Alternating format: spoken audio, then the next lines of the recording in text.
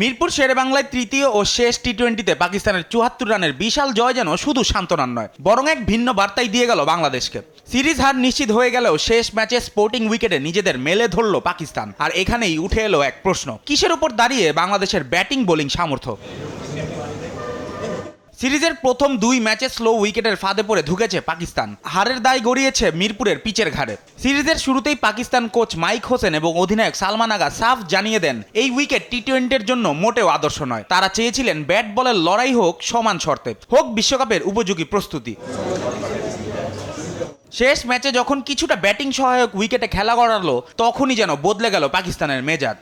Bat বলে এসেছে ঠিকঠাক, বাউন্সও ছিল চমৎকার, আর সেই সুযোগ কাজে লাগাতে একটুও দেরি করেনি সফরকারীরা। প্রথমে ব্যাট করেই গড়েন ১৭৯ রানের চ্যালেঞ্জিং স্কোর।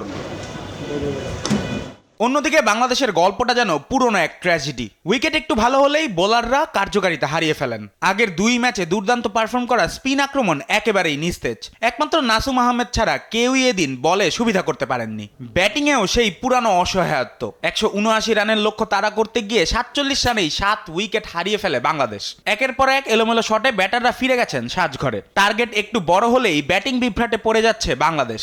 সামর্থ্য যেন ১৩০-৪০-এর মধ্যেই আটকে আছে। ২০২১ সালে টি-20 বিশ্বকাপ খেলতে যাওয়ার আগে মিরপুরে অস্ট্রেলিয়া ও নিউজিল্যান্ডের সাথে সিরিজ জিতেছিল বাংলাদেশ। তবে সেই সাফল্য একদমই কাজে লাগাতে পারেনি টাইগাররা। উল্টো সেই বিশ্বকাপের ফাইনালে খেলেছিল অস্ট্রেলিয়া ও নিউজিল্যান্ডই। তাহলে প্রশ্নটা থেকেই যাচ্ছে, বাংলাদেশ কি সত্যিই প্রস্তুত এশিয়া কাপ আর বিশ্বকাপের চ্যালেঞ্জ নিতে, নাকি ঘরের মাঠের সুবিধাই এখন পর্যন্ত টাইগারদের বড় সাফল্যের একমাত্র ভরসা?